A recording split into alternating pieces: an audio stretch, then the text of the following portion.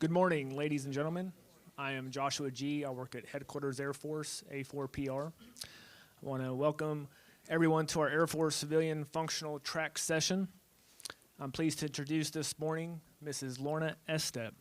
Ms. Estep, a member of the Senior Executive Service, is the Director, Resource Integration, Deputy Chief of Staff for Logistics, Installation, and Mission Support. She is responsible for programming. I get to talk about that part. She is responsible for programming and budgeting of weapon system sustainment, equipment, and logistics and installation resource requirements. As part of the Air Force corporate structure, she monitors performance of operations and maintenance, working capital funds, and investment programs, participates in program and financial review groups, and advocates for financial adjustments to optimize force readiness. She oversees preparation and defense of these Air Force programs to the Office of Secretary of Defense, Office of Management and Budget, and Congress. Before we start, since traveling is not always an option, this session will be filmed in order to provide our entire workforce the ability to participate in this event. Due to our filming activities, we will hold questions till the end, and please make yourself to the end of the aisle for the questions. Also, please take time to fill out the survey in your seat, as this will help serve our future LOA sessions and make improvements. Ladies and gentlemen, Mrs. Estep, Mrs. Lorna Estep.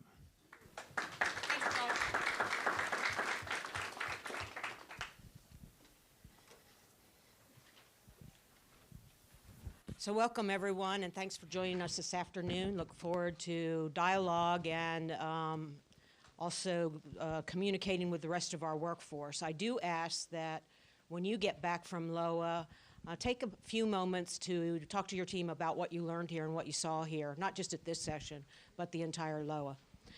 I'm going to open by talking about our 4 stalls. Most of you are in one of them at least, and many of you have had opportunities to get experiences in multiple of our stalls. We have a member of our panel today that is going to predominantly talk about their experiences in each one of these stalls, and you'll have an opportunity to ask them questions. Particularly for some of you that may want to take a little dip and maybe get outside of your comfort zone and move into another career field within logistics, or maybe even across our civilian enterprise.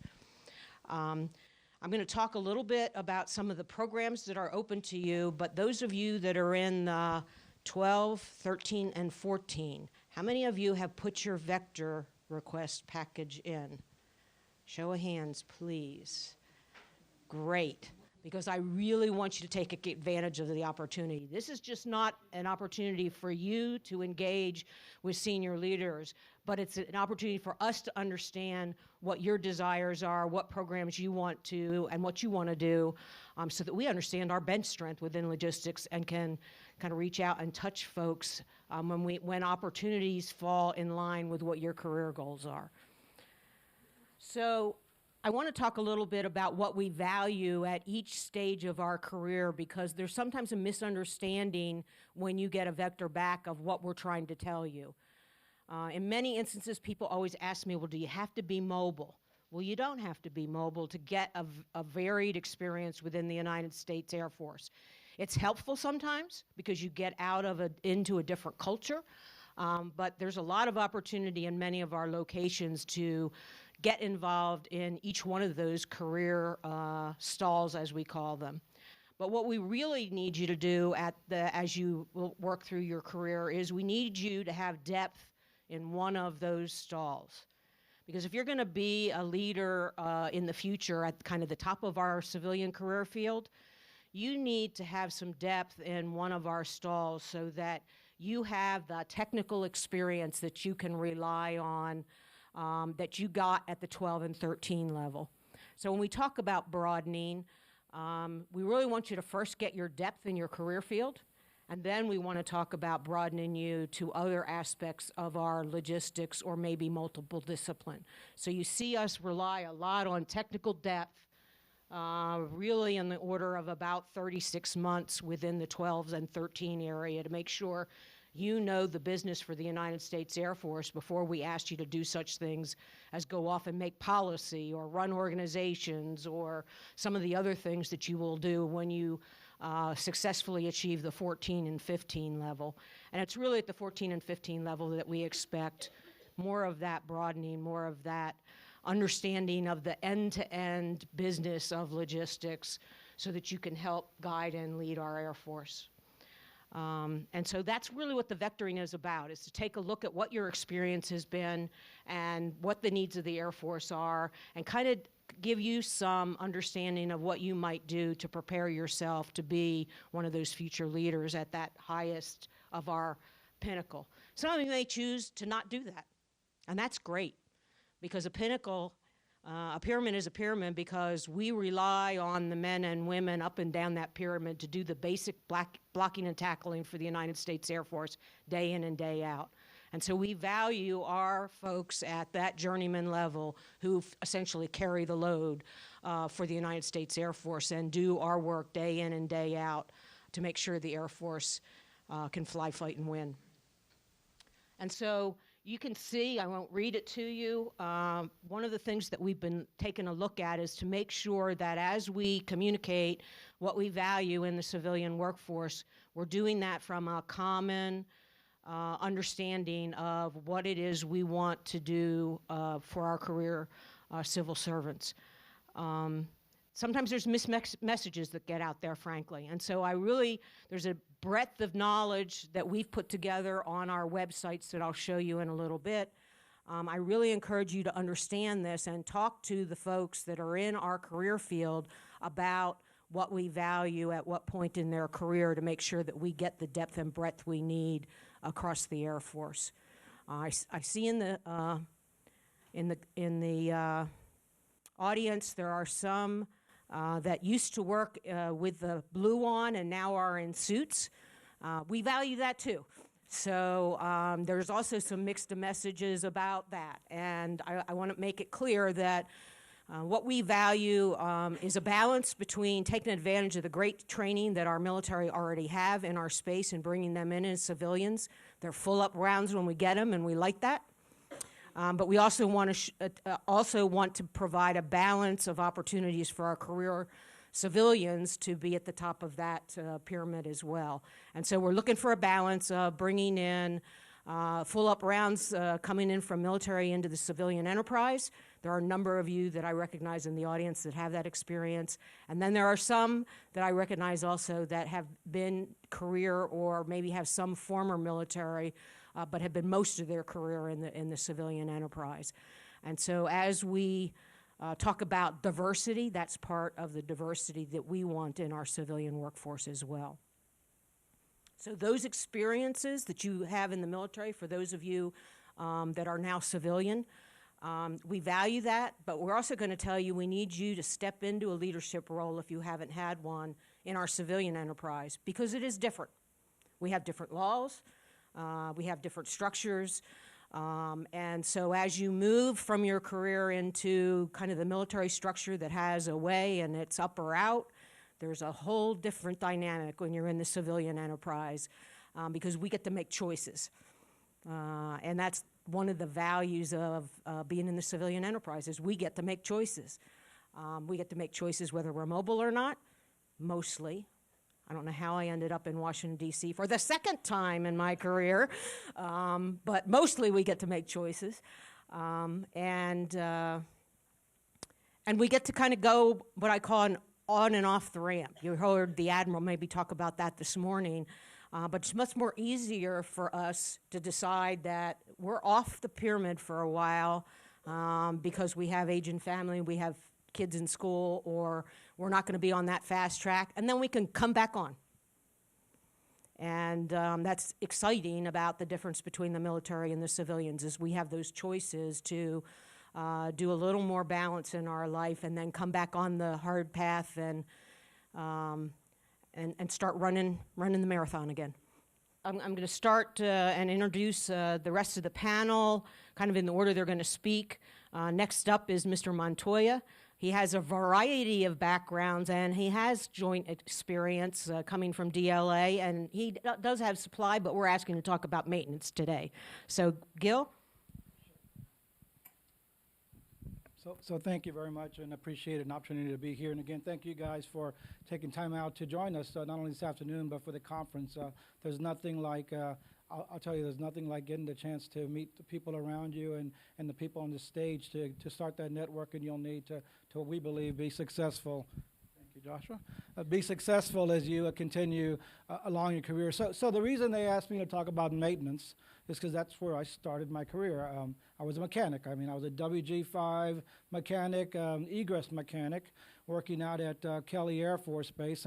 And so, which is kind of interesting because we don't typically start you at a GS 11 or 12 in the maintenance world. You typically come in off of the blue collar part of your workforce, and then you move into other careers that way, whether it's in planning or scheduling or getting to run a production line. But again, I got a chance to start my career as a wage grade 5 mechanic helper 31 years ago out at Kelly Air Force Base. And two things I'll talk about that in addition to the maintenance career field. But one was my goal in life was to be a WG-10 journeyman mechanic, egress, working at Kelly Air Force Base. That's all I wanted to do, get 31 years and retire as a journeyman mechanic and have a great career and move on and do something in San Antonio. But things change. Sometimes you cause them to change. Sometimes some of the people who mentor you may cause them to change. Sometimes a BRAC commission will come in and shut the base around you, and that'll cause you to change. I say that only in terms of no matter where you are in your career, and no matter what you think you're going to be doing for the next, in my case, 31 years, or your next 10 or 20 or even 30 years, you need to try to sort of give yourself options to be successful. And so one of the things that helped me as I worked in my maintenance career field turning wrenches for a living, there was a lot of folks there in that organization who helped. I'm not sure if they saw something in me or just wanted me out of production. I don't know, but for some reason they found some ways to convince me. Again, mentors who put you in awkward situations, even though you go kicking and screaming, but put me in situations where they made me go back and get my damn education. And at that time, it was like, my damn education. I didn't want to go get a damn education, but I did get an education, and I'm glad they made me do that. Not only my undergraduate degree, but even later on when I had to go back and get my master's degree, even though I didn't want to go back and get my master's degree. But I'm glad that colonel pulled me up out of my desk, grabbed me by the back of the neck, and said, "You're going to go sign up for this master's program, whether you like it or not." And I'm glad he did. I mean, I dragged my feet the whole ways, but I'm glad he did. And so again, there are some great opportunities and benefits we get from being in the Air Force, and those are just some examples of not only the mentors that help us be successful, but also the opportunities the Air Force career programs and others do to give us opportunities to get education, to get some experiences, to do some broadening assignments, and others. And so that's my maintenance story. But I'll talk a little bit more about maintenance in a second. In a sort of a, how many folks are from the Air Force Sustainment Center in the room here? We have a few. So you guys have all read the AFSC way, probably get Little's Law, understand the whole math behind doing Little's Law. So I'm going to give a quick sort of a scenario for how I use my foundational bedrock in not only maintenance, but also in supply for a situation that I'll sort of put out for you. So I'm going to try to make the math easy so no one has to get their shoes off to count on their toes, or I'm going to get a piece of paper or anything else. But let's think about a pipeline, and I'm going to sort of put this pipeline in terms that'll make it easy, I think, to understand Little's Law and why the foundation you bring to the fight is so critical to what you deliver, but also what's key about all the other members on the team that are critical as they bring their bedrock to the fight also. So if you think through a normal repair pipeline for those folks who have been either item managers or maintenance folks. So I'm going to put a 30-day repair pipeline to turn in an unserviceable asset and get it into the depot to get repaired. So Little's Law tells you if you need one per day and you got 30-day pipeline that in, and you got to get about 30 tied up in that pipeline there, and you've got to do 30-day repair pipeline and you need one every day, then you're going to need about 30 for the repair pipeline. And then once you produce it, you got to get it back out to the field, and let's assume it takes 30 days. You now have 30 days, and so 30 assets in that pipeline. So I've now just basically done the math that says you need 90 spare assets just in the pipeline, moving at all times from being removed off aircraft into the depot, repaired in the depot, and get it back out. And so again, those are just three, but that's a simple repair pipeline. But every one of the folks in the pipeline, if I ask you, I need assets faster, I need more than assets today, I've only got X number of assets. If you're a transportation guy in the room, you probably Ken will talk about, well, maybe we don't have to batch the assets. Maybe we can turn them in much faster and get them in every day, and maybe do a FedEx shipment or something. We can fix the transportation pipeline. If you're a depot maintenance guy, you might be able to do a gated process to speed that up, and maybe you can speed up the repair part of it, of that pipeline. If you're a guy in the field doing maintenance out there, maybe there's something you can do to pull out assets faster, and that's your expertise from a flight line operation. If you're a supply chain guy, you're buying assets as fast as you can, and you're hoping that you can get them in faster, but maybe there's another way you can go borrow assets from somewhere else until you need to, and so you've got that expertise. Again, that story illustrates how every one of the folks on this panel and every one of the folks in the room, you've got to have that one foundation that you can bring to the fight, because that's what we need. Everyone has their expertise, but when it comes time, we're going to ask everyone to leverage their expertise to see how they can do their part to lessen, speed up, whatever it is, to be able to support that logistic challenge. And there's many logistics challenges out there. One of the things that I found, and I think me and Ms. Estes, maybe the folks up here who've probably been SCSs the longest, I'm now in my 10th year of being an SCS member. And I'll tell you, the one great thing about being an SCS member is they give you some great responsibilities and ability to deliver and influence the future of, in my case, logistics. And they give us some great job from, there's nothing like delivering food to Afghanistan to go prosecute the war as we were fighting that war. There's nothing like delivering food and water to people who had just come through Hurricane Ike and Gustav and Hannah as we were helping FEMA deliver their water and food to the folks there who had lost their homes during those hurricanes. There's nothing like seeing a soldier or sailor or airman, Marine, get shot. And we actually had a film at Troop Support we showed where we actually had a film where our enemy was filming a shot they took at one of our soldiers, and they hit him. And the soldier goes down. And then a couple seconds later, the soldier gets back up. He had body armor on. He had an advanced combat helmet. He survived that. Again, there's nothing like doing those kind of jobs when you're delivering that kind of commodities that the SCS career field allows you to do. Again, all because I think in my case, and I think the other folks will talk about, the way you get into the discussions early in your career, when one of us has to take two people to a meeting to make a decision. You heard General Zettler talk this morning about we're in this crisis now. We need to get together a small team to go figure out how we move forward. We can't take all of you all, but we have to take the right people. So if I've got to take a supply chain expert, I'm going to grab Steve Alsop. If I got to take a transportation expert, I'm going to grab Ken Watson, because I know that foundationally they have enough depth in that one career field that they can come forward with solutions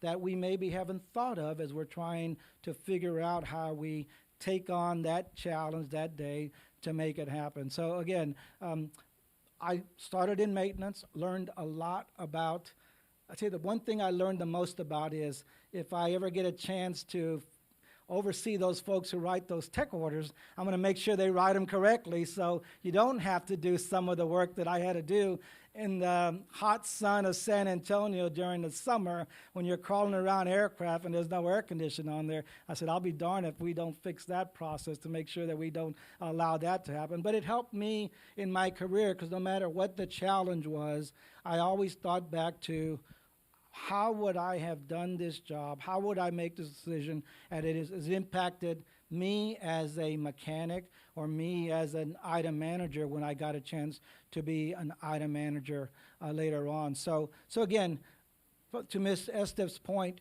we want all of you all, if you get, as you start out your career and you're working forward, we need you to come with one, no kidding, the depth of experience in one of the stalls. We will help shape you in some of the other stalls, and we'll give you the opportunities to make that happen. And we can also bring other folks to the fight. But many times you'll be that person in the room who will come in with that maintenance background or that supply chain background or transportation background, and we need you to bring forward what you know from a depth perspective. And again, if there are opportunities when you can also, maybe you can talk to more than one of those stalls, that's what we would like you to do also, but we'll give you opportunities to make that happen. So one final story, and I'll turn it back over to Ms. Estef. So I get an offer from General Reno. Those of you who know General Lauren Reno, General Reno asked me to go take this job out at Philadelphia to go be DLA troop support. And if you've not had a chance to work in a DLA, and I'll foot stomp what General Bush said, and also but some other folks talk about joint assignments, what a great organization. They have some great contracting, and they can deliver solution sets to pretty much anything that you can put in front of them. They'll find a way to make it happen. But General Reno had asked me to go to DLA Philly and go take on the job there as a deputy commander for DLA Philly. And so, I applied for the job, got the job, showed up at the job, and I remember one of the people that helped me get the job, and he was called about asking whether can Gil do this job, was my former executive director, Bob Connor. And Bob and I were talking, and he said, hey, Bob tells me that I think you got the job. And I go, sir, is that right? So he goes, yeah, they called me today and told me, can Gil do this job? And Mr. Connor's note to me was, how hard could it be, Gil? It's just food and clothing and, it's construction and medical items. This is pretty darn, and to General Bush's, General Bush was at aviation when I was at Philly, and I remember every time I'd see General Bush, he'd always tell me, how are bananas and underwear doing today? And I'd have to go ask him, if you see him, how's bananas and underwear doing now? I'm sure he's got a whole different way of that joke now. But General Reno asked me to go take on this vice deputy job there at troop support. And I thought at that time, this is now 06, end of 06, I'd been a maintenance guy, I'd been a supply chain guy, I run a couple of divisions, ran engines at Tinker, ran the aircraft sustainment wing at Tinker. So I thought, hey, I'm pretty damn good at this stuff. I'm going to go out there and do this job. And I remember the first meeting I go into, and we're sitting around this meeting, and the folks are giving me sort of an orientation about my new job, and they're talking about this thing called Class 1 and Class 2, and I'm thinking, what the hell's all this class stuff, Yeah, I knew Class 6. I think most of you guys know the Class 6, but I didn't know any of this class stuff. And they said, well, guess what? You're now the executive agent for Class 1 and Class 8, the medical supply chain, and you're the executive agent for Class 4, and we're working on clothing and textiles, so we see if we can become the EA for that.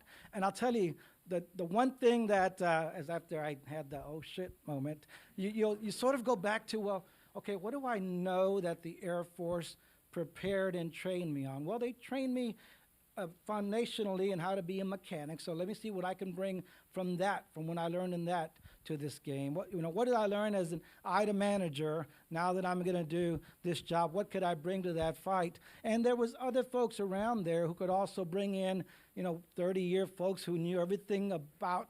I sat next to a guy who knew more about wool than a lamb knows about wool.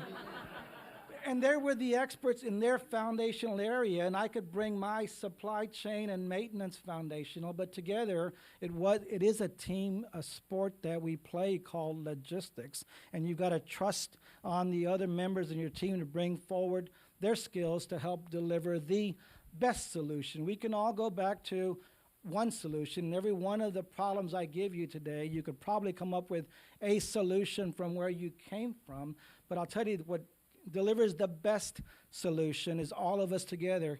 You with the depth you bring from whatever you came up with, and then everybody else to the fight to make sure we make that happen. So again, from a maintenance perspective, we have a lot of great blue-collar workforce out there in the 3 depots. We also have blue-collar workforce out at Laughlin and at Randolph and at Altus Air Force Base. And one thing we've done recently, through Ms. Estep's help and others, is now we've got a way to start trying to come up with a training program for folks in the field so that they can now become eventually 3, 5, 7 level kind of folks we do in the blue suit workforce. We're doing that same thing for our blue collar, so we'll bring them in as entry level, and then 2 years later there'll be a journeyman mechanic who will actually be able to help us turning wrench. And we're also looking to see how we might be able to open the aperture more for some of our blue-collar workforce to be able to take advantage of some of these other logistics career fields. We're the largest career field right now. We've got about 51,000, depending on how you count the numbers, in logistics. Over half of them are blue-collar workforce. And so we've got a great population, just like Ms. Estep talked about, the folks that come out of that blue suit and we make them civilians. There's folks that we can bring from the blue-collar side. Again, it's either a good example or a bad example, but I'm one of them who was able to make that jump from the blue-collar side to the white-collar side and take advantage of those programs to make it happen. So some things we got going on there to try to take advantage and leverage that blue-collar workforce. And hopefully, again, my thanks back to you all again for getting a chance to do this today. When you go back home, thank your supervisors for letting you, giving this opportunity, but share with your other friends too, those that didn't make it, what you gained from it. And again, hopefully next year when they have an opportunity to do this, they'll take full advantage of it and make it happen. Thank you.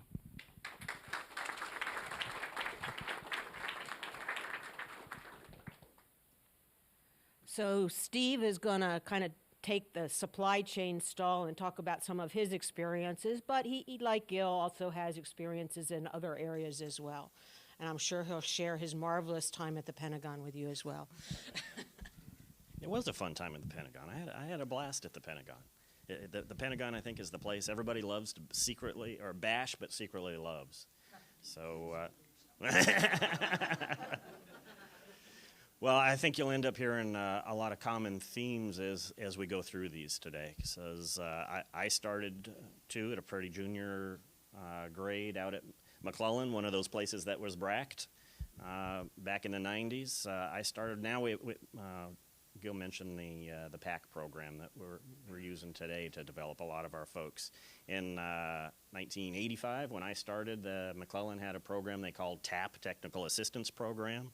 It was for equipment specialists, and I went up through the ES program into the inventory management side. I was not an IM, but if you know how we do business in those areas, it's an IPT that we call it today. It's a team of folks that makes supply happen. And I was the equipment specialist member of that team, working with a logistics management specialist, a 346, working with an engineer, working with a 2010 inventory management specialist, and making the supply assets happen for, we were working in a common electronics activity there at McClellan. So TPSI 43 radars, tactical radars, and ground-based space surveillance radars, missile warning space surveillance radars all around the world. Like Gil also, I mentioned as a GS4, I had a 2 years associate degree, and I thought that was darn near enough school that I was really interested in. But later on throughout my career, you end up kind of getting that mentoring discussion, and you get a boss that tells you, no, you're not done with that just yet. You need to go do this. So begrudgingly. I did end up going back and doing a bachelor's degree at some point in my career, and later on I had, I guess I'd say the senior civilian logie in the Air Force, the deputy IL at the time. She told me, probably know who I'm talking about, but she told me, also, you're not going anywhere else in the rest of the Air Force. You're done, because I didn't have a master's degree. And she says, and I can make it happen. So that was kind of an eye-opening moment. I guess I've always been of the opinion I like to steer my own career, and I don't like people telling me that you're done, you're not going to go any further. So, gosh darn it, I'm not going to allow that to happen. So I went back and did my master's program as well, but much later on in my career. Those steps in my career, though, I guess I want to keep this on the supply stall, because I mentioned I started in that equipment specialist role in an inventory management organization at McClellan. McClellan had a detachment out in Colorado Springs. Some of you might remember when we were trying to normalize space support and Pacer Frontier and Det 25 out there. I moved out to Colorado Springs with Det 25. And I was still an equipment specialist out there, but I was working acquisition logistics. So we'll talk about all the stalls that are here. But there's still a supply spin on that, because I was still an equipment specialist. I was doing more of what they talk about in the stall about the provisioning and the procurement of assets, doing that initial provisioning, making sure that we had the initial spares list, ISLs, for the Space Command systems, and we had the supply support that those systems needed in order to go operational. And I was one of those guys that was writing the tech orders or helping to develop the tech orders that went into the maintenance area for either the field operator or field maintainers or the depot maintainers. So there's a supply theme all the way through that. From Colorado Springs, I got to go to the Pentagon. Spent 5 years. I went up there as a 2-year career broadener, absolutely confident I was only going to be there for 2 years. 2 years into it, I'm telling the wife, kids, start packing. We're going back to Colorado Springs, and they had other ideas. They suggested that I ought to stay there just a little bit longer, so I did end up staying a little bit longer. When I was there, I was working in the IT systems. I was in the same office the entire time I was there. At the time, we called it ILIX. Now it would be over in General George's area in the Information Management Technologies CIO office. But I was working really in the supply chain side of information technology and helping to develop those, maintain, and sustain those systems that we use across the Air Force today out at the field level for the supply systems, the DO-35s and all the tools and the systems that they use out there, collecting those requirements, aggregating the requirements, getting the money for them, and turning those requirements back into system capabilities that the folks in the field would need. From there, I was there. I said I wanted to stay just a little bit longer, so I ended up staying to about a total of 5 years, and I said that's probably enough. I need to get out and see the real Air Force again just a little bit, and I got to go out to Hill, where the first position I got out at Hill was in an organization. It was in, we don't have them anymore, but it was the Combat Sustainment Wing, a CSW, which was the inventory management sort of activity. And I worked in an organization that was the home office for inventory management specialists and equipment specialists and logistics management specialists and PMSs, production management specialists. Helping develop the training and the career development paths for those core supply chain logies, if you will. So continuing on that theme of supply and trying to build out the supply resume. From there, got moved over, a chance for a promotion to the A-10 SPO, where I got to work with Linda and some others, where we were the weapon systems supply chain manager for the A-10. A feature that really is aligned to the SPO. You're in the program office, but your activities function on those supply chain needs of your weapon system. So we had an organization out there that was doing the nuts and bolts supply chain management sort of activities, but we were that liaison and that bridge between the supply chain activity and the weapon system office, and making sure that those things that are really unique to your weapon system, because every weapon system thinks it's special. It's not. But there are some unique things about each of the weapon systems that you need to make sure that you address and take care of so that that system continues to operate like it should for the warfighter. From there, I got to go to school, Eisenhower School now. They called it ICAF. For Loggies, it is really the school you think you need to keep an eye on. To me, it's a socio-economic, political science sort of program looking at industry and making sure that you have a really robust industry to lean on for that supply and weapon system development that we need throughout the life cycle of our systems. Out of there, I got to go to Langley for just a little bit, my time with Headquarters Air Force Combat Command. I was the deputy A4R, and be careful if you think you're getting a job as a deputy. I'll tell you, I was there for 2 years, and out of those 2 years, I had an 06 division chief for a total of 6 months, and it was 3 different guys that came and went, so they were always turning over or leaving. So you never know what you're going to be asked to do and stand in to represent. So I was essentially the A4R for ACC for about a 2-year period. And it was really eye-opening, understanding what these logistic stalls mean from a different perspective. That's one of the themes I think you'll hear here. Every time if you have a problem, you have an issue that's out there. Mr. Montoya talked about getting the experts in there. Every problem looks just a little bit different depending on what seat you're sitting in. And it's important to get those diverse ideas, those diverse perspectives, to take a look at the problem, collect those thoughts about where you may need to go in order to resolve those issues. Pick a path ahead. I heard this morning, and a theme throughout the leadership discussions is you just got to make a decision to move forward.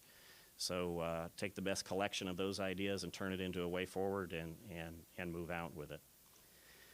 After ACC, I got a call and said, okay, 2 years is more than enough for you also if you got to get out of ACC. They wanted me to come to Tinker. Sweated bullets there. They wanted me to go into a supply chain organization, and I said, I've been doing this supply stuff for a really, really long time.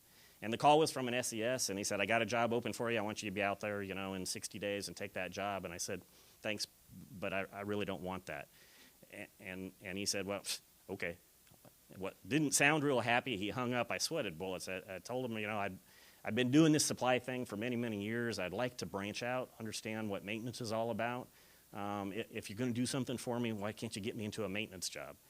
I was GS-15 at the time, but telling an SES no is never, ever a good feeling, and I thought for sure I just axed my career and I'm going to be buried in ACC for the rest of my career. About 3 weeks later, he said, okay, you asked for a maintenance job, I got you in a maintenance job, get your tail out here in the next 60 days. So be careful what you ask for, but think this through. Think through what you need to flush out those blind spots in your experience. And don't be afraid about going out and doing something that's really not in your sweet spot, really not in your comfort zone. I tell you, it's an entirely different language, culture, personality, set of challenges in maintenance, and I loved it. It was probably one of the most influential tours that I've had in my career. And I only got to do that for just a short time before I got the opportunity to come into the SES Corps for the 448 Supply Chain Management Wing.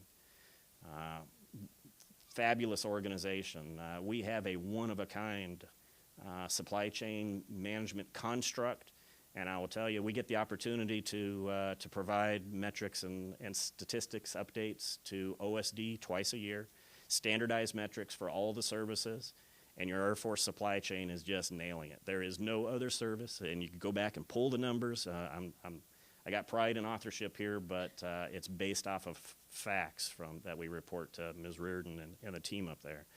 The Air Force supply team is just doing an outstanding job. Got a lot of challenges. I know we're going to talk about challenges. Getting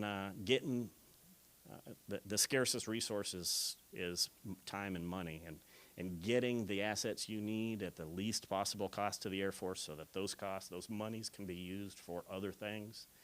Is something you all got to be focused on, and making sure that you're not just going after something and getting it because it's the easy way out. It's got to be the right way out for the Air Force and the warfighter. So you got to keep that in the back of your mind.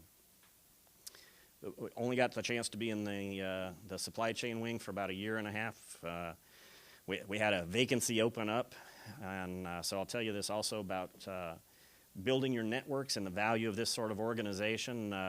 Know your network, know those people are out there, because you're going to keep crisscrossing paths with these people throughout your career. So I moved down the hall to the director of logistics for the sustainment center, where I got to fall in behind Mr. Montoya, which was the third time that I've fallen in behind Mr. Montoya. So he was the 448th director immediately ahead of me. I mentioned I got to go career broadening, and I didn't know Gil at the time, but the day I landed on at my career broadening job at the Pentagon, they said, go take that desk.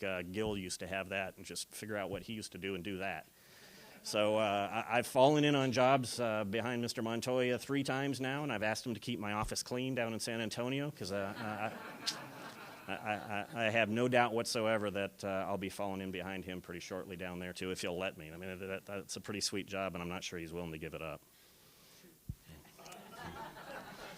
That's all I've got for you tonight. Thanks.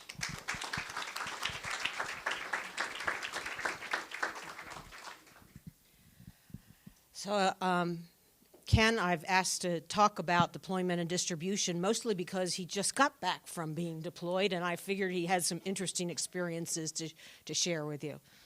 Thanks, Ken. Thanks, Lorna. And let me tell you, just first, it's a pleasure to be in front of you today, not only because it's great to be back in the States.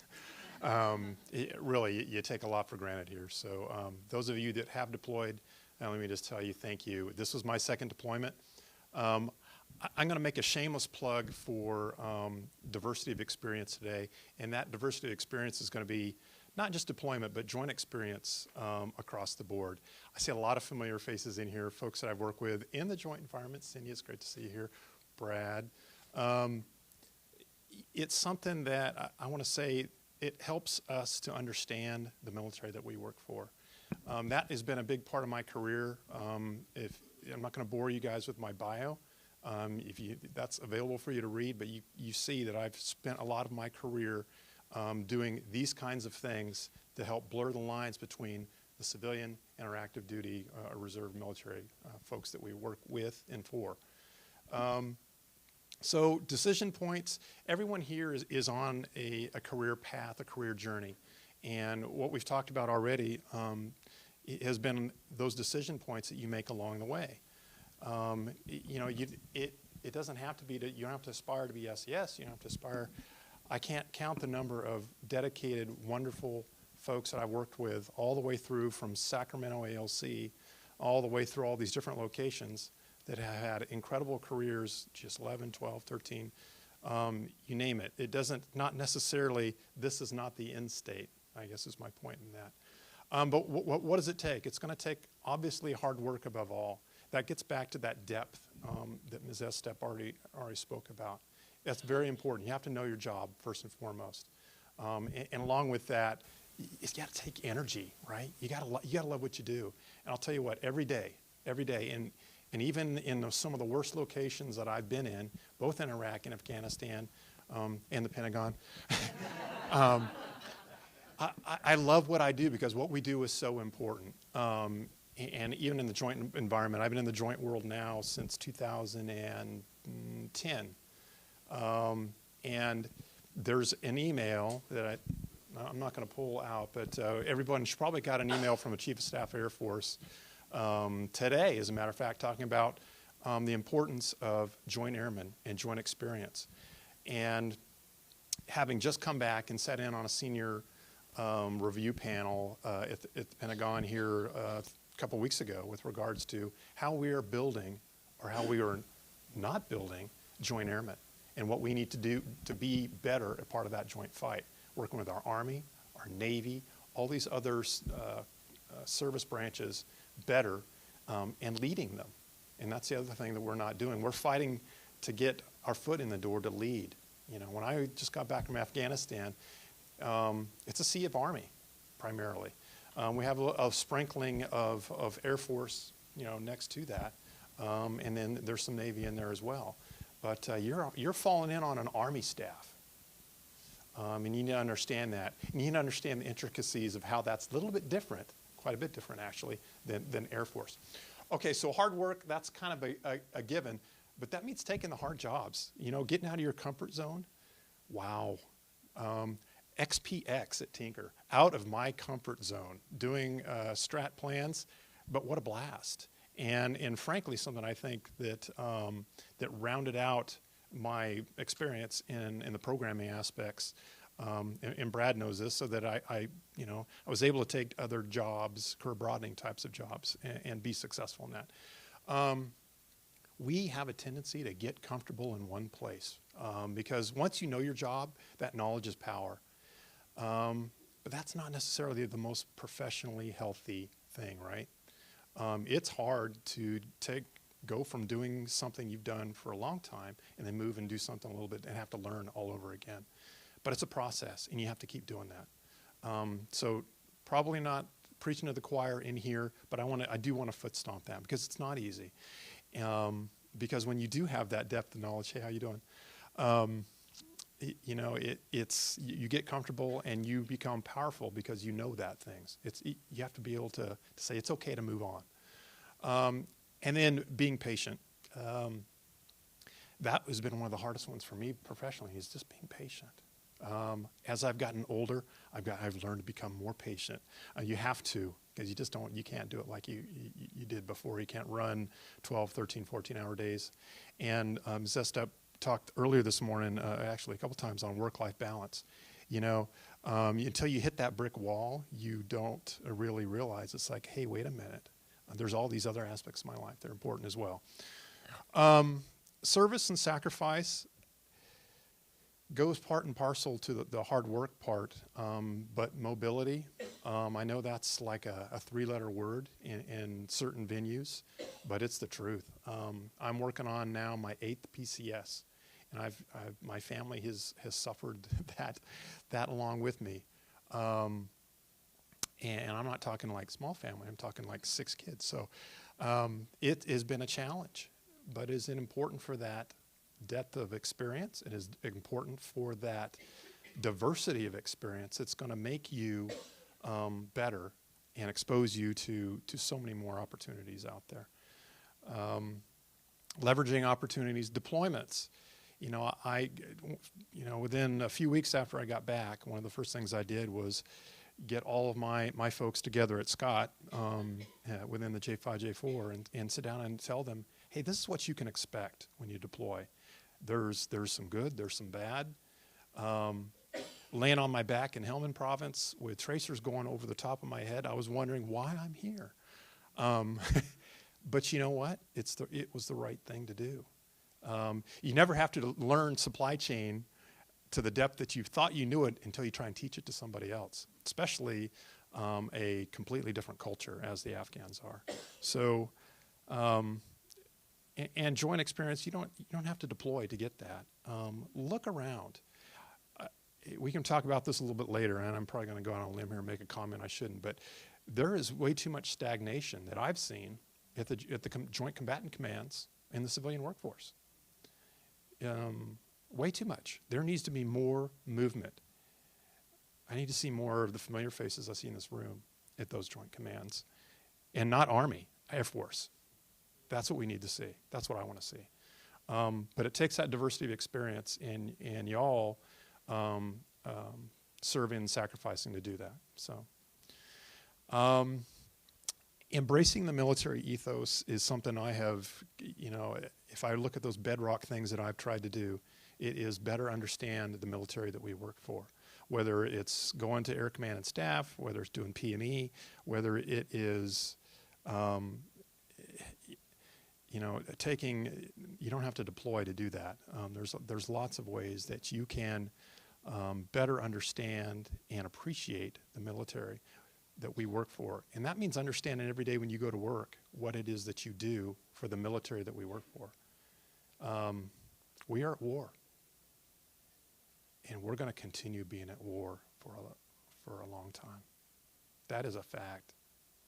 And you all are part of the instrument that helps us be successful in the fights that we're up against right now. And I'll tell you what, having been there, just back from there, I can't tell you enough. That food, the MREs are great, by the way, Gil. the meatball one, that's my favorite. There's a turkey one too. But understand how you fit into what can seem like a huge cog. It's not. There are people at the other end that depend on the work that you do, whether it's for a weapon system, whether it's for food, whether it's any of the classes of supply. And yeah, the Army only talks classes of supply. Anyway. And if I haven't said enough, passion, you got to have a passion. Don't let that burning in your heart for what we do go away. Always remind yourself every day as you drive into work. As I'm driving through the cornfields, which I love, by the way, I don't hit a light until I get on base. So if that makes you want to come out to Transcom, please do. But never lose your passion for what we do as an Air Force, as a Defense Department. It's so important. We make such a difference in so many people's lives around the world every day. But part of that is change. And we all have to be instruments of change in whatever way it is, whether it's process improvement, you name it, bringing on the next new thing.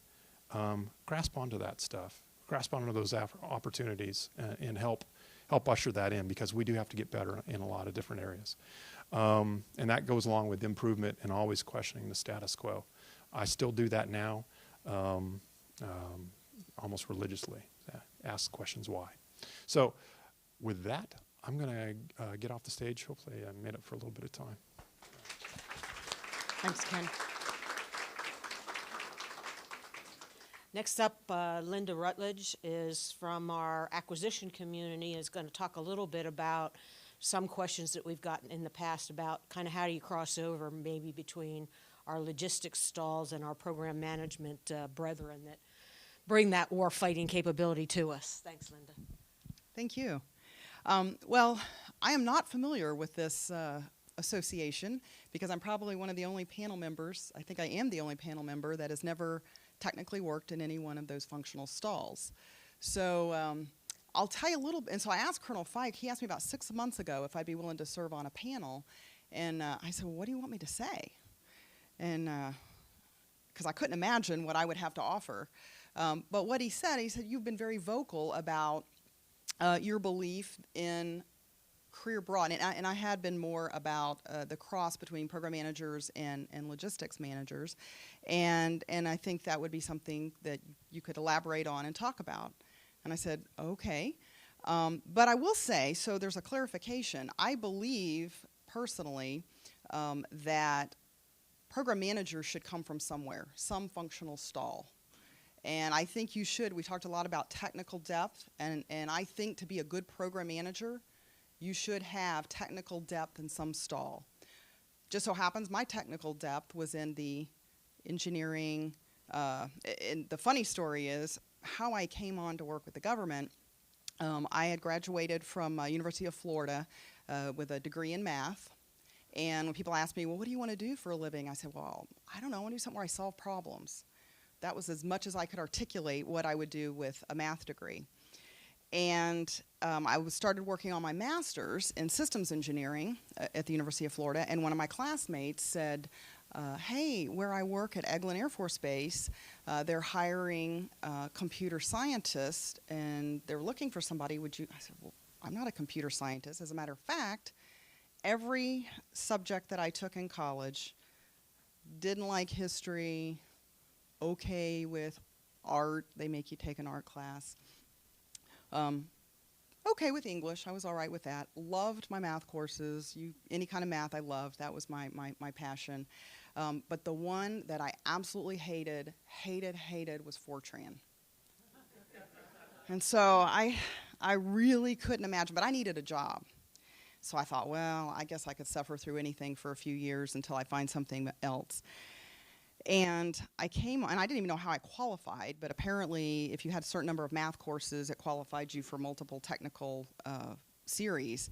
And so I came on as a 1550 computer scientist, and I wrote code that took the telemetry data that you record during a test mission, and you break it out and convert it into the ones and zeros and break it out and convert it into something that's meaningful, velocity, airspeed, pitch, yaw, roll, all that kind of stuff, and then analyzed the data and wrote the reports back to the test community.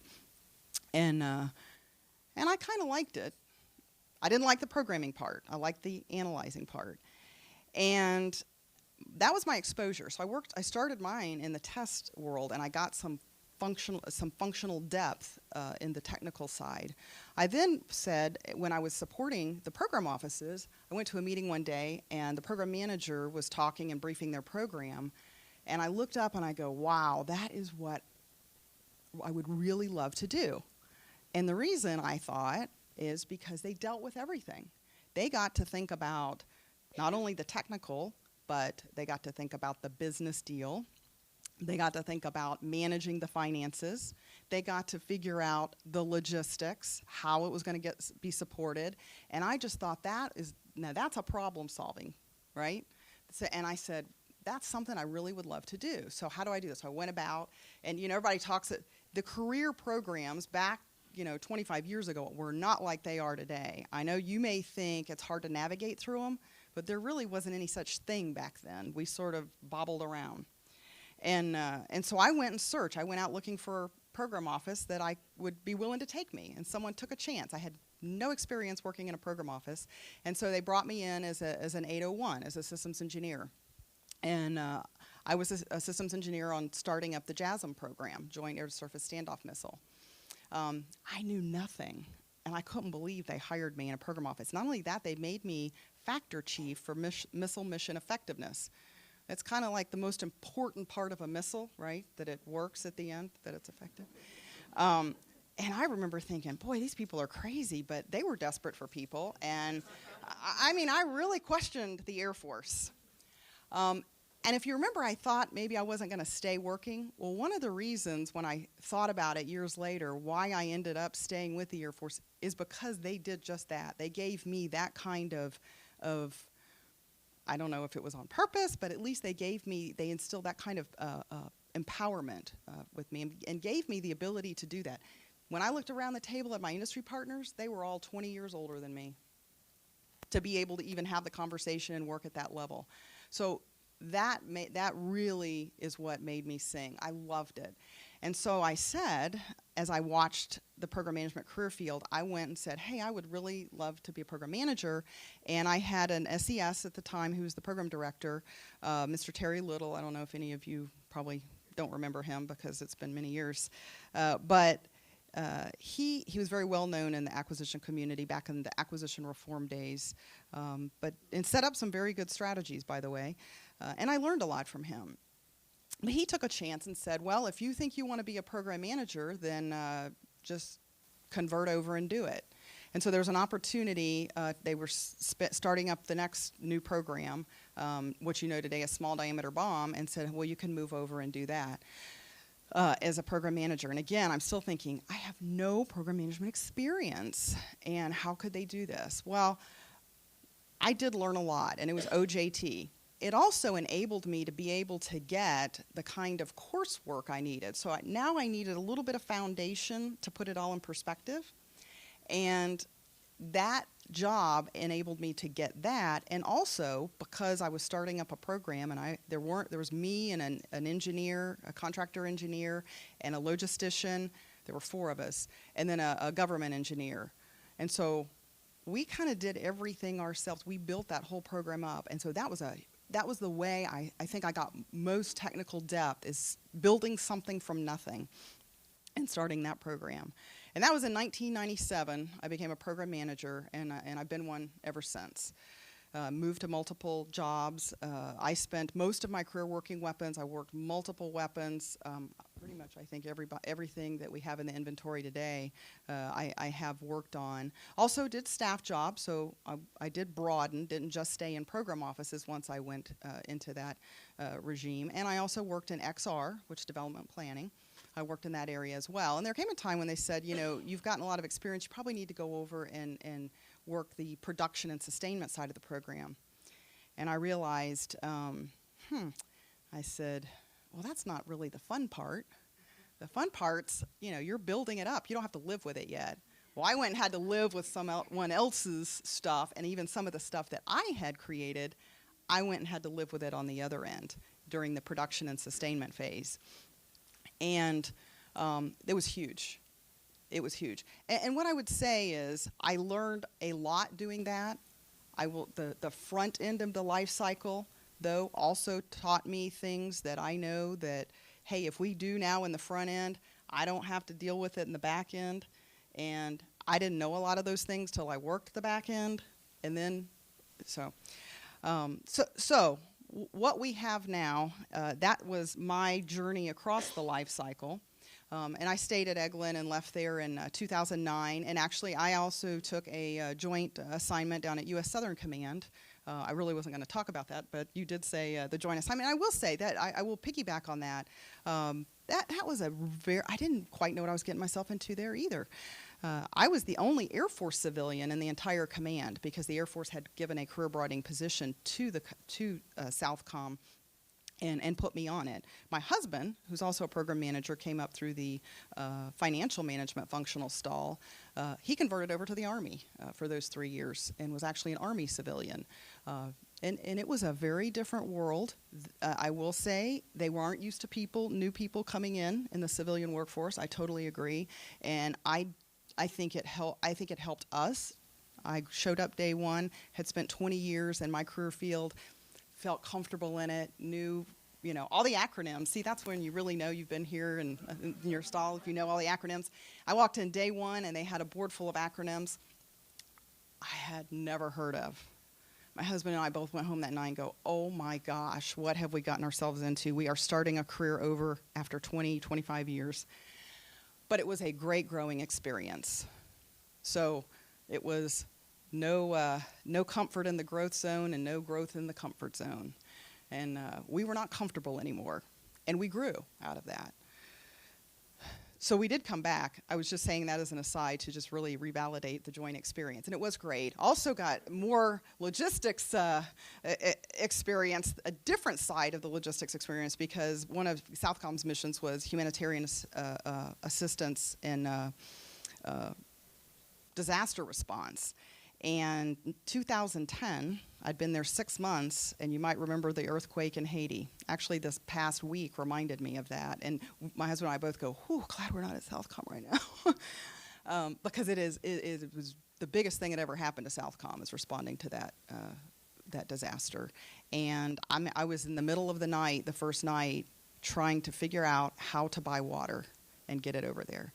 And I remember sitting there thinking, wow, I was buying JDAMs and SDBs and building, and now I'm trying to figure out how to buy water. And do you know how hard that is in the middle of the night and get it to Haiti within 24 hours? That's extremely hard. But that was a great experience. Now I'm going to get back to the career broadening and broadening across your functional stalls. We have opportunities. How many of you are in Life Cycle Management Center right now? Fair amount of you. We certainly have opportunities in the Life Cycle Management Center, and I talked about the front end and the back end of a program. And so we have our modernization programs and we have our sustainment programs. And a lot of the programs, even that are when systems are in sustainment, they actually go back into the modernization phase so that we can sustain them. So it's this constant life cycle that we just move through it. And we have to have that entire skill set, in my opinion, to be effective, to work across that life cycle. And so and we have many opportunities. So just in my portfolio, I have over 400 programs. 190 of those are sustainment programs, what we call just flat-out sustainment programs. Another 170 are FMS, and the FMS programs are production and sustainment. And then the rest of those are the ACAT or the no kidding, the development kind of programs. So the bulk of my, and by the way, my portfolio, Agile Combat Support Systems, is not different. You can take Fighter Bomber, where I came from before that. It looked almost the same because our stuff's old. And so it's mostly in the sustainment phase. So I believe having that having those skills, learning how to integrate, learning how to strategically think about your product support strategy, a lot of those skills and manage that strategy will help you whichever side of the fence you're on, whether you're on the program management side or whether you're actually a PSM, a product support manager. So how do you do that? I really think that probably the 12, 13 range is a great time to broaden over into a program management position. Number one, you've already got some technical depth in your functional stall. And number two, there's a lot of opportunity and a lot of programs out there to run at that level. And you can actually have your own program. Number three, you get the right training you need, which you can't get unless you are actually in a program management position. So those are really the primary point in time when I think it's good to do. Now, what that does for you is it offers you some flexibility. In the Lifecycle Management Center, we have many what we call our senior material leader positions, the civilian equivalents, which is you're running your programs at that point. Those are GS-15 level jobs, I guess now in H4 because we've gone to ACT Demo, level positions, and you're getting to run the programs. So that can be A10, for example, has one of those civilian positions now. We have a civilian running the A10. I have in my portfolio 2 of my 6 divisions are civilian, and they are 346 positions, by the way. But guess what I look for when I hire it into those positions? They got to have program management experience, because we can't have them running those programs because they are managing programs. And so they have to have that technical program management cross-integrated skill set, and then they also have to have that functional stall skill set. And those are on my programs that are primarily sustainment that we have that. So it's a great opportunity. We have a program in LCMC that you actually can apply for, and they will, there's 2 ways to do it. One is the formal way. You actually can apply for that, and they will place you and do a career broadening, and then you're guaranteed to go back into a position. So it's much more formal, and they manage it formally. Then there's the informal way to do it, which is talk to your supervisor and say, hey, I'm interested in doing a program management assignment, and they then can look across the organization and say, oh, here's a good one for you to go to. And we do that. Within my organization, we'll do that. We'll move folks and say this would be a great opportunity for them to get some program management experience. We put them into an 1101. They start to get the training. They're actually managing their program. And then they go back into another position as a 346 after that. So it works quite well, and it provides them a door and an opportunity to be able to grow in 2 different directions, and now they can compete in both the 1101 career field and the lifecycle logistics career field. So I talked a little more about that than my career path because my career path is a little different than everybody here. But I'd be happy to answer any questions you have about that cross-flow.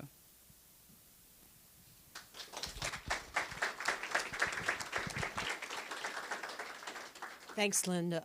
We have Rebecca Westlake, who is currently in our CSLIP program, and she's going to talk a little bit about her experiences and what she's gaining from this CSLIP opportunity.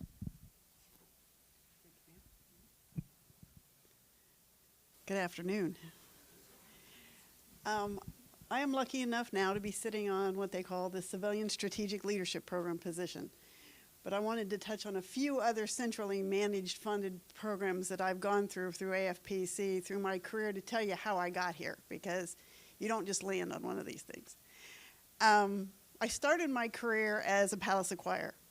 So I started as a 7911 working the logistics training programs back then when we had wholesale supply, and was training people on how to run D200 and all the plethora of logistics systems we had back then. So back in the time, they took all of those education and training slots and combined them. So I finished my palace acquire in logistics working in DP. It's kind of a different way to go for a logistician. But then after I finished my palace acquire, I was a logistician working in DP for 5 years. So I got an A1 kind of flavor to my logistics, still working as the functional manager for logistics training, but with all the rest of the functional managers that were working training for other communities. So it was a great experience because I learned not only the logistics piece of it, wholesale supply at the time, but also a whole different community in the A1. After that, I got an opportunity to be a career broadener and went up to the Pentagon and spent 2 years. In between then, I had gone overseas and got to work in logistics planning. So I got immersed in logistics planning, brought that back to AFMC and worked logistics planning for them. But when they took me up to the Pentagon to do my career broadening, they said, I said, oh, this is great. Can I work log plans here? Because they had just moved the War Reserve Material Program from the logistics planning department over to the supply department. And I said, I could do that, you know, I could integrate that for you. And they went, no. General Morrill said, we brought you up here to do something completely different, and if you're not uncomfortable, we're not doing our job. So they put me in wholesale supply, and I worked wholesale supply for 2 years, and one of my primary responsibilities was to be the DLA liaison. So speaking of class of supply, I got totally immersed in class of supply, but that was a great experience. Working with DLA, you get to understand what our other services are doing. And I took that back to AFMC when I went back and worked connecting the wholesale supply people at AFMC with DLA. So each experience you have builds, and you get to use it in another environment. Not long after that, I got an opportunity to go to Air War College. If anybody ever gets a chance to do that in resident, it's a great experience. There's only 18 civilians in the program at any one time, and only half of those are Air Force civilians. The other civilians in there come from Department of State or FBI or Treasury, and so you are one of 9 Air Force civilians representing all civilians across the Air Force. So you sit in a room with military, not all Air Force, there's Army, Navy, foreign services in there, and you are the one civilian representative in the classroom. So it is a great experience because you get to learn from them, they get to learn from you, and it's great career building for you and them, then, especially the service members that are coming from places that are almost all military that haven't gotten to experience civilians. They learn what it is you bring to the fight. After that, I got an opportunity to go overseas again on what is now a civilian strategic leadership position, but wasn't at the time. And I get to be the Mission Support Group Deputy at Osan Air Base. And so you bring your logistics experience in. The military deputy at the time was communications guy, and the commander was a navigator. So you bring in your logistics experience, but quickly learn all the other things it takes to make an airbase wing run. We had the comm group, force support, mission support group, all those underneath, underneath the mission support group. So you get to learn all of that, and it broadens you for a lot of other opportunities in the Air Force. After that, I deployed. I got to go to Kuwait. I worked in the CENTCOM Deployment and Distribution Operations Center.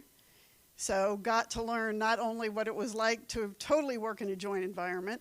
I worked for an admiral. General McMahon actually is the one who authorized the civilian to come over on a military slot. So it wasn't one of the CEW positions. I went over on a military position. But the day I landed was the day General McMahon flew out and left me to the admiral. So it was great working in a joint environment again, and I did get to learn distribution from the ground up. I put together their analysis branch, and we put together a new tool for them to be able to see what was moving in and out of theater.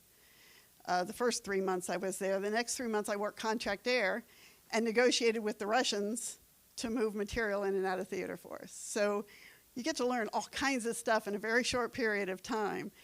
And it's stuff you can bring back to you, but once again, only civilian in the whole unit. You get to represent, and they get to see what it is civilians can bring to the fight. I currently am the 88th Air Base Wing Vice Director. There are only 3 Air Force bases in the whole Air Force that have these civilian positions at this level. Randolph is one of them. Joint Base San Antonio is the other, though they have an SES who does it for them. And Wright-Patterson Air Force Base. And so they put these positions on in places where it's predominantly civilian workforce, and the mission is so vast and complex that they need an extra person there. So there is a military vice and a civilian vice there. Being the mission support group deputy at OSUN and working at the Air Force Services Agency, which was another opportunity I had to go to work for the A1 community. Great experience that I could bring into this position, because now I understand not only the logistics folks, but the force support folks. Being the MSG, I worked with COM, I worked with CE. Great experience. But each one of the opportunities I had through the Air Force builds on the next opportunity. So, each one is uncomfortable when you first get into it, and you think, gee, is this the right place for me? But you learn so much that you don't realize that you can bring to the next assignment. So I tell civilians when I mentor them, apply for everything. You may look at that job series and go, I'm not sure I even qualify for that. But if you know in your resume somewhere it says you've had experience in that, then you'll probably make the cert. You make the cert, then you get your foot in the door, send an email to the hiring official and say, I'm really interested in this job. You may get an interview. I'd say my experience is 1 in 28 applications gets me an interview. So apply for everything. Then once you get an interview, you can tell them how the experiences you've had apply to what it is they're hiring for. At no point in that order, say no. They haven't offered you anything. You don't have nothing to turn down yet. It takes about 28 interviews to get an offer. Send them an email after the interview and say, thanks for the interview. I think this job would be a great fit for me, and this is why. Remind them of who you are. Then, if they offer you something, then think about whether you want that job or not. That's the time to really think, is this the best move for me? It may be an uncomfortable fit at first, but it is something you can take to the next job. So think about it that way. CSLP is great, especially, I would say, at the GS-14 positions. If we have any GS-14 people in here, apply for it next March, because those are all the MSG deputies in the Air Force are CSLP positions now. And it's one of the only chances logisticians have to really broaden into something completely different, unique, that really gives you a bigger picture Air Force. The ones at the 15 are great too, but they're more pinpointed.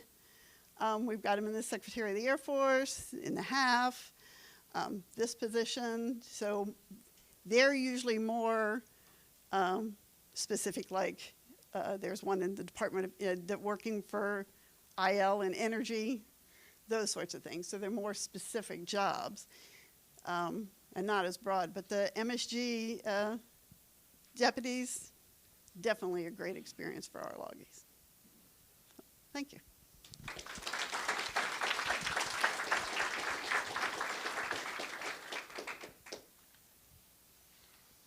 Okay, so these are the central programs that I kind of want to emphasize that are opportunities for you to get some career broadening. We do have For folks that have sons, daughters, or friends with sons and daughters that are thinking about a opportunity in the Air Force, we have what we call the Force Renewal Program, Palace Acquire. It's a great opportunity to bring in our young folks, sometimes our older folks, but bring them through a development and gain that journeyman experience. So help us find people that want to work for the Air Force in our civilian enterprise and make sure that we can recruit them in that Palace Acquire internship program. From a developmental aspect, Rebecca talked about the spring. We do a data call for our development education. Make sure you watch for that, because that is an opportunity not just to put your name in the hat for those few critical programs we have, like Air War College and the Eisenhower School, but also for some smaller chunks of training that we have, like our Strategic 1 and Strategic 2 training, and some of the other developmental programs. And so watch for that announcement in the spring. That comes out every year. We had the board this fall to select the civilians. Those announcements should be coming out in the November timeframe for those of you that applied last spring and haven't gotten the word yet. Rebecca talked about the CSLIP program. Great opportunity. It does require mobility. You do have to put your name in the hat. Although I talked a little bit about this morning, we also reach out and tap people that we think might be good for those jobs. And so sometimes you may not apply, but you might get a tap on your shoulder that says, we think that you should be on our CSLIP slate. And we filled a number of positions. The feedback I get from the folks that work in those positions is, like Rebecca said, great opportunity to learn about how our Air Force operates. We have career broadening positions. We recently expanded them. We just put a career broadener at CENTCOM. We are looking at putting them in more joint organizations to get that. You can't break into the Army, so we're going to put Air Force-owned positions in these areas so that we can get more opportunity in the joint arena for our Air Force civilians. So watch for those. The career broadening, there's not one time in the year that they come out, so you have to watch on USA Jobs because it's a very fluid and dynamic program. It's a 3-year program. Great opportunity, again, to get a little out of your comfort zone.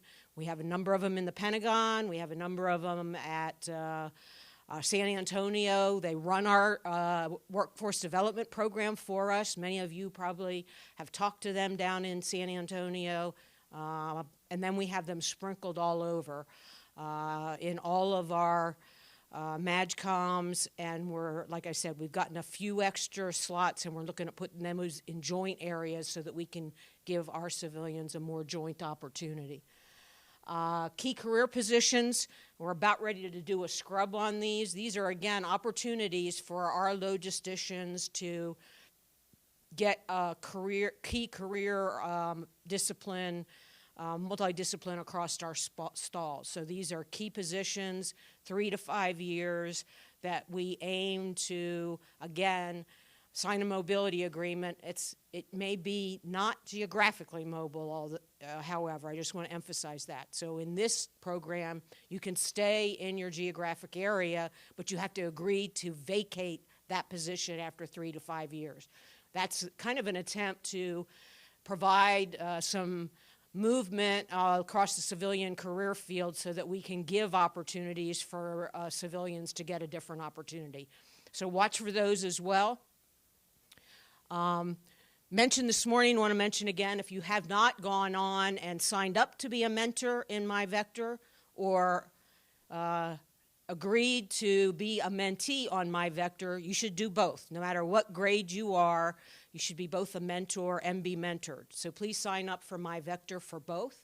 Great opportunity to, and I suggest in MyVector you choose a mentor that's not geographically close to you. So this is your opportunity to go and get a mentor outside of your backyard because this is done a lot electronically. And we can do things by phone and that sort of stuff. So try and select somebody that's outside of your area to get a little different perspective, maybe on some things that are available different than what might be in your backyard. So with that, I think we're going to open up for questions. Oh, yes, I forgot about that. Thank you. So many of you may have seen a blurb from Mr. Bridges on kind of mentoring, and we asked for you all who watched this video to submit your own video on mentoring, saying that we were going to choose the winning video to show here at LOA. So we have the winning video, and I'll let you. I cannot describe the importance of a good mentor. I am guilty of not thinking that I needed mentorship. In the past, I thought that I could do it on my own. You know, I got it. I can figure it out on my own. And so I've gone that way for most of my professional career. I would spot someone and mark someone if I saw that they had a level of excellence, and I would attempt to implement those areas where they were performing in excellence, but I would never really engage in a relationship with them as far as being a mentor and mentee. That has changed. I was introduced to a very gentle lady through a common acquaintance within the DOD who said that we needed to know each other. She and I had not worked together ever. She didn't know me. I did not know her, but we have become fast friends. She is a woman of integrity. She moves intentionally and on purpose, and I am fortunate enough to have been selected by her to be one of her mentees. That lady would be none other than Mrs. Lisa P. Smith.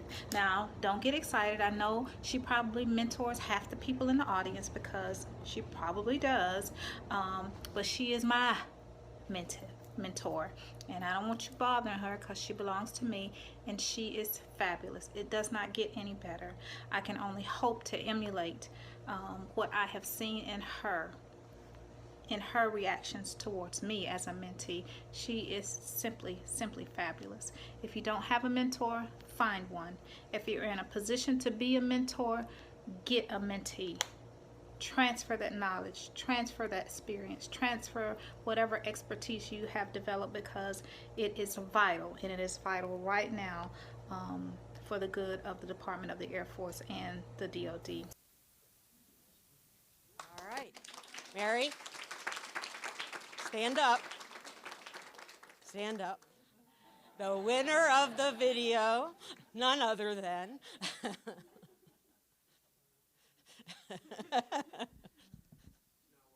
Now we'll open the room up for questions.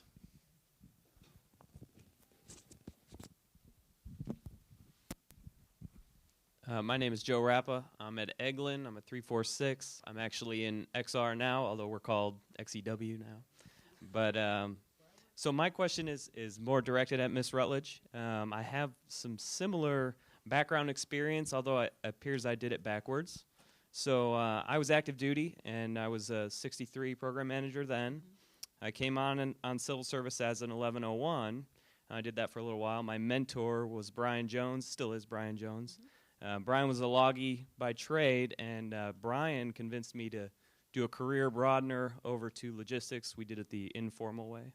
And so that stuck for a while, and I've been doing logistics for over 4 years now. I made level 3. I was level 2 PM when I left. I'm only one class short of level 3 PM. And my career goals are to go back to PM eventually. So my question is, should I go for a PSM position first? Or should I try to go back now? So I was faced with your similar dilemma at one point, and by the way, I know Brian and worked with him for many years. Tell him I said hello. I was faced with the same thing, where I was in a position as a 13 program manager, being able to go to the next level. And I know if I wanted to run the program I was running, it was going to be a 14, so I was going to lose my program, my baby, if I didn't. But I wouldn't come up on certs, because program managers don't get supervisory experience, because everyone was matrix to us at the 13 level. And so Dr. Butler at the time tried to convince me, he was the head of EN at Eglin, tried to convince me to move over into back into engineering and because there were more opportunities, and then to go back over and I know this is kind of odd way to answer this, but I really went home that night and was thinking about it, and my daughter came home. She was about 12 at the time, and said, "What's bothering you, Mom? You're kind of quiet." And I said, and I kind of said, "Well, I've just been given an option to go do something." And she goes, "Well, what do you love to do? What do you want to do?" And I go, "Well, I want to manage programs." She goes, "That's what you should do." Then she went off and got herself a snack and went to her room. And so that's how I made the decision to stay into program management. There is no right answer. That's the only answer I know is right, is that there is no right answer. So, it's all about opportunity. If opportunity comes along, and if you've got the opportunity now to move over into program management, and then do it. It's a good experience for you. Again, liking what you do will always make you better at what you do. And if you feel you're ready to go back and move into program management, then you get a good opportunity, do it. If you've got a great opportunity in a 346 position where you really think being a PSM is the next step you want to do, then do that. But it is also about navigating in that timing, because unlike military, which is very predictable when people are going to vacate and an opportunity is going to come available, it is not predictable for us. It's all dependent on someone retiring and a whole set of dominoes, or quitting, or, there's just dying. Yeah. So that would be my advice to you. And if you want anything specific, feel free to call. And I'd rather you call my office and set something up, because I haven't my vectoring has not worked well for me so far. I don't know about any of my colleagues, but somehow the electronic piece of it drops off, and so. But welcome anytime. Next question. Good afternoon. My name is Jamila Caraway, and I'm at Hill Air Force Base in LCMC. I'm starting to hear in a lot of different forms that having first-level leadership experience is a necessity if you want to go up the career ladder. I noticed in the second chart that you had on the technical depth that when it comes to leadership, you're also looking for people to have IPT lead experience or team lead experience. So as you are getting ready to place candidates in KCP positions or CB positions, is IPT team lead and team lead getting the same credit as supervisory experience? So the answer to that is it depends. At the 12 and 13 level, there are many locations, the Pentagon being one of them, that you will rarely get a supervisory experience at that level. And so we recognize that across our Air Force, there are different areas that you can get team lead experience versus supervisory experience. So at the 12 and 13 level, we count them kind of the same, because we know that some people don't get that opportunity. By the time you get to the 14 or 15, we are expecting you to have had supervisory experience in some way, shape, or form. So it's going to be difficult, for instance, for people at the Pentagon to necessarily at the 14 level get that supervisory experience. So when we vector people at that level to get supervisory experience, we usually vector them to somewhere outside of those organizations. Headquarters MAGCOMs are another example where at that level it's hard to get supervision. So we're going to ask you to go out to one of our complexes potentially to get that supervisory experience, or maybe to the LCMC to get some supervisory experience, or maybe to a COCOM or joint job to get the experience at the supervisory level. By the time we're asking you to step up into a leadership position, in my view, it's hard to become a leader without having some supervisory experience. Now, for those of you that are parents out there, you can get that experience at home. Because I say I learned to be a great supervisor when I became a mother, and I learned to be a good mother. I can't say great mother, but a good mother because of my supervisory experience. Next question, please.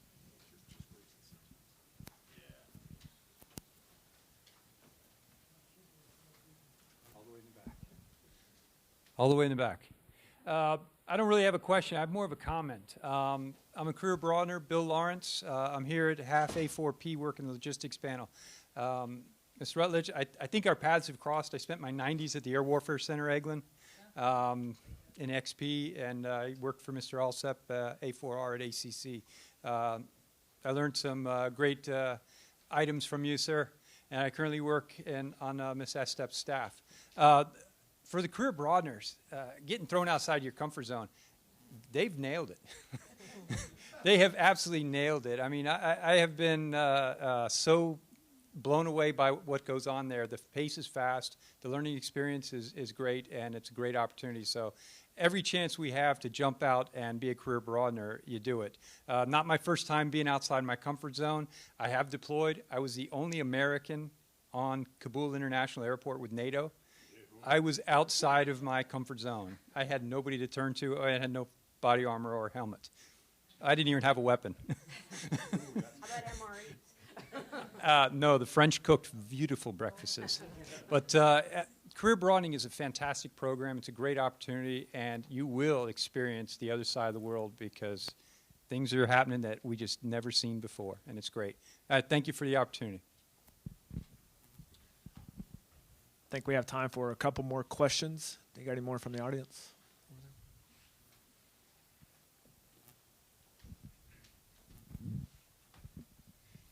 Hi, my name is Vaughn Mizak. I'm from Scott Air Force Base, A4R. I have a question for you. I noticed that in the logistics arena, we're getting called to do a lot more things, career broadening, but not necessarily in a formalized environment, or we're doing things that fall under a general series.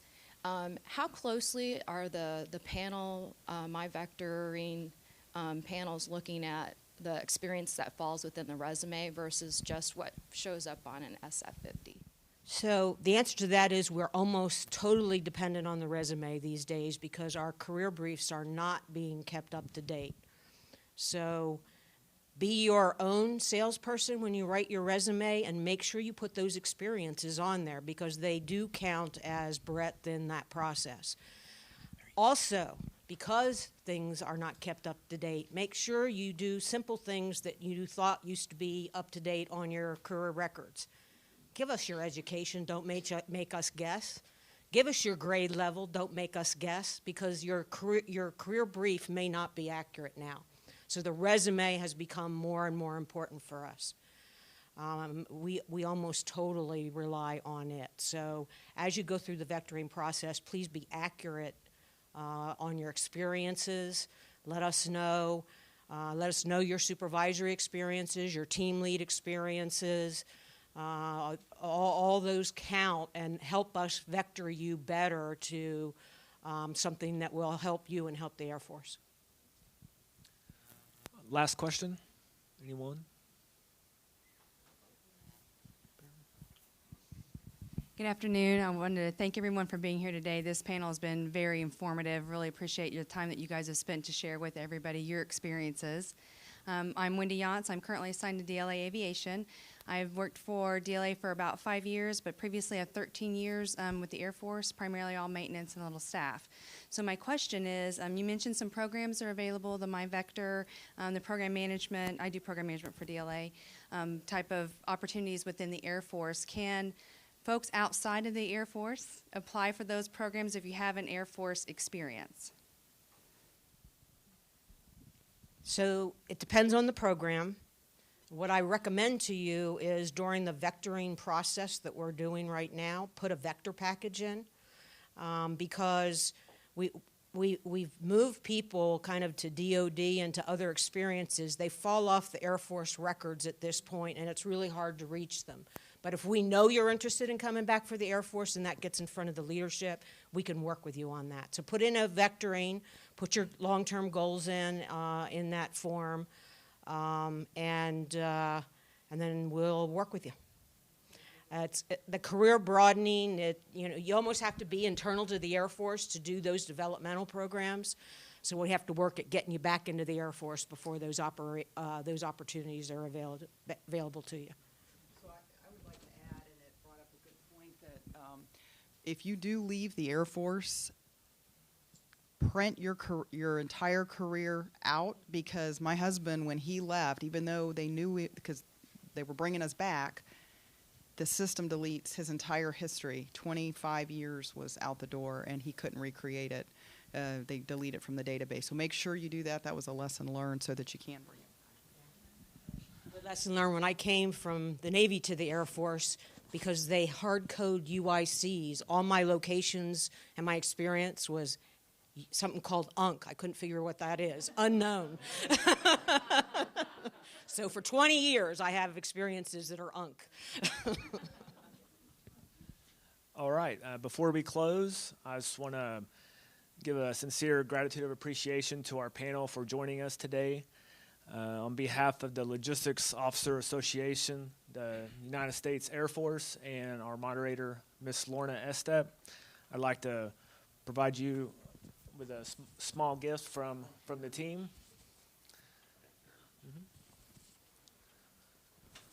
Thank you.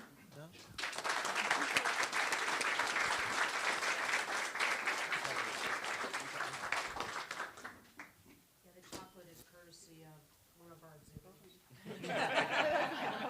I thought I recognized that.